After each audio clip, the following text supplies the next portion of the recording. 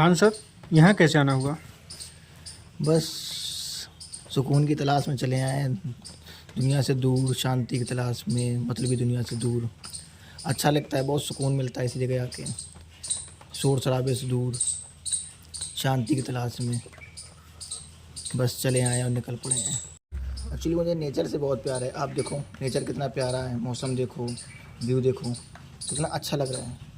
सुकून मिलता है ये सब देख के, बहुत अच्छा लगता है। मैं यहाँ पर पूरा दिन स्पेंड कर सकता हूँ आराम से, बिना कुछ काम के, दुनिया के तनाव से दूर, काम के बोझ से दूर।